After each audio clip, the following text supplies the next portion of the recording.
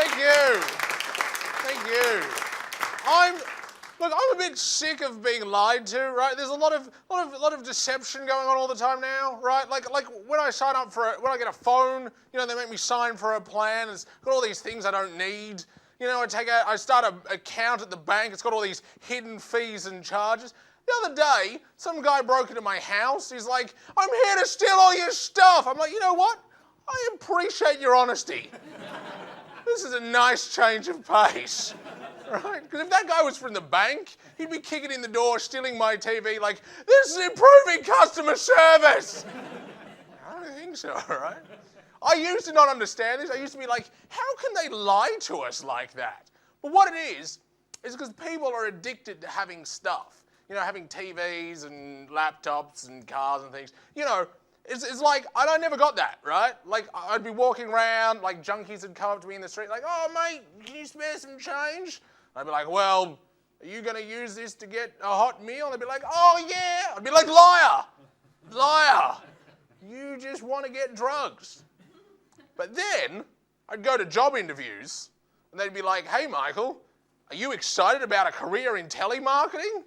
I'd be like, "Oh, yeah, yeah." Liar. Liar. I was just saying that to get stuff. Right? I wasn't excited about a career in telemarketing.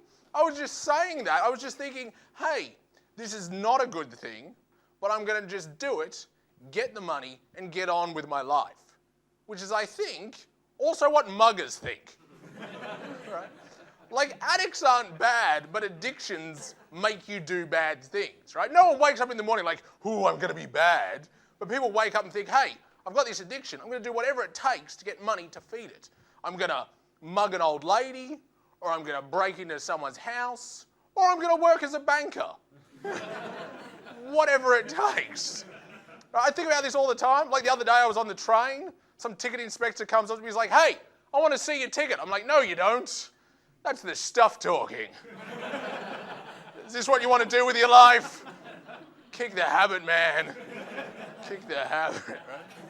I'm sick of being like that. I want to live an honest life. I just want to live an honest life. So what I'm trying to do now, I'm only trying to do stuff that I want to do. Right? From now on, I'm only doing stuff that I would do even if I wasn't being paid. What I'm saying is, I'm broke. I'm really poor. Right? But I'm trying to give up stuff, quit stuff, you know? Because stuff is what they hold over you to make you go and do these horrible jobs, you know? They are like, "Hey, come to work, Michael, or we'll take all your stuff." Now I'm like, I don't have any stuff. Yeah, I've beat your system. But then I hang up and I sit down in the field where I live. I don't have anything. But the less stuff you have, the freer you are, right? So I'm trying to, whenever someone says I need to have something, I like to take it as a challenge. They're like, "Hey, you need a TV." I'm like, "Do I?" Then I get rid of it.